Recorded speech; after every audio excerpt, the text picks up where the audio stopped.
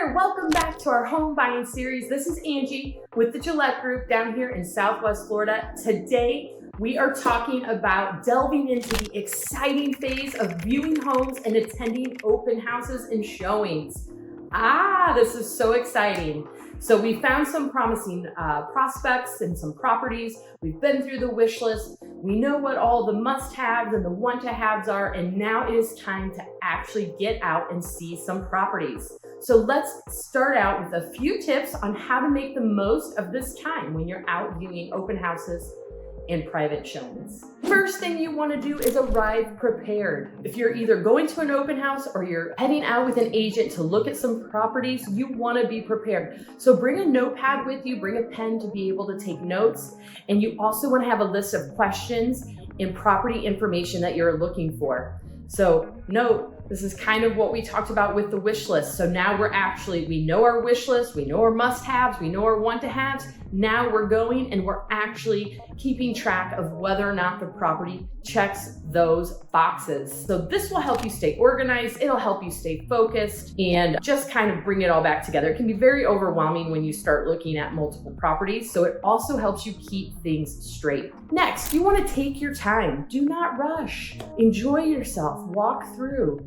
Visualize your furniture, visualize yourself. Can you imagine having dinner with your family at the table? Where would you put the Christmas tree? Some of these are things that the house might check all the boxes, but when you visualize, it just doesn't work for you. So then you know this is not the one, and that's okay. You want to envision yourself, and can you see yourself living in this space? Absolutely strike up a conversation with the agent. They will be there. They will be looking for contact information. When agents work open houses, they're there not only to promote and market the property, but they are also there to meet potential buyers that they can help with. So if you're working with an agent already, you always want to be sure that you do let the agent know, hey, I've got a realtor. They're just not with me today. I'm out looking at properties on my own. If you don't have an agent, it's a perfect time for you to interview this agent and see, is it somebody you connect with? Is it somebody that you would feel comfortable utilizing to help you on your search? It is important to have a full-time realtor who does this for a living on your side. But strike up a conversation. All of that aside, ultimately, you're there to check out this property. So ask questions. They're there. They're going to share information as much as they can. There are certain things as licensed realtors that we're not supposed to talk about, such as crime rate and makeup of the neighborhood, how many kids, the ages of people. So there are things that we can't talk about, but there's a lot of other things that we are happy to share as we're promoting and marketing a home at an open house. Another tip, you might be lucky enough to have a neighbor come in at the same time, and this is perfect.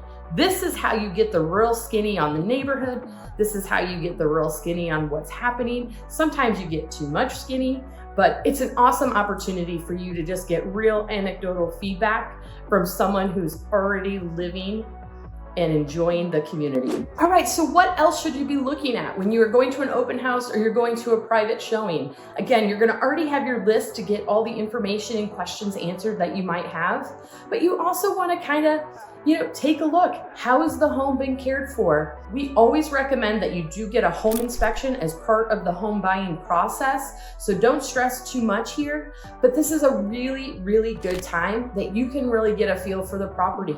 Look at the structure. Do you see cracks anywhere? The floors, how is the tile? Does everything look to be in good condition? This is a great opportunity for you just to kind of, again, don't stress, because once you find the home, then you would work with a home inspector to really get down and dirty and look at these things.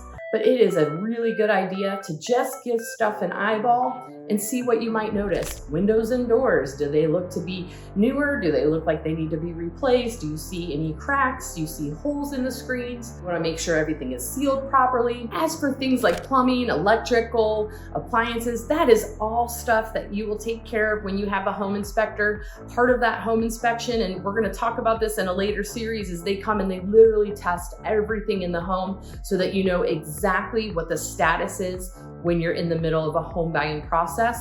But again, that doesn't mean that you can't look around and see, like, Does the toilet look like it needs a new seal? You know, what is the condition? Has the home been well cared for? Does it need caulk? You know, some of this stuff is totally normal. So again, you don't want to go crazy and overboard, but when you're walking through a house, it is a really good indicator of how the home has been taken care of. The things that you see will kind of let you in and you'll have a little insight from that. And one of the most important, especially here in Southwest Florida, is don't forget to check out the outdoor spaces.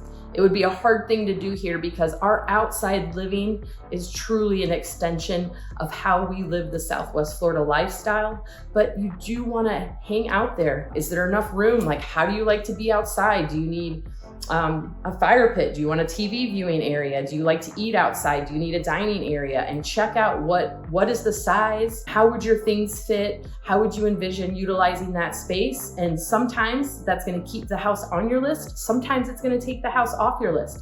And that's great. That's what we want. We actually want to have a list so we can continue to narrow down our positives and homes that we know aren't the right fit. So there you have it. The next step in the process, going to open houses, starting to view homes. You've already got your wish list. You've got your list of things to view when you're there. You're kind of giving a general inspection before a real inspection if you decide this house is the one. All of this will help you make an informed decision as you're moving forward in the home buying process. I hope you found this video helpful. Please give it a thumbs up and subscribe to our channel. We release videos every week. We release all kinds of stuff, helpful tips like this. We do home tours, we do listing tours, we do model tours, and we want to know what type of information do you need as you're considering making a move in Southwest Florida or to Southwest Florida. We want to know so we can help you. You can find us on all social media.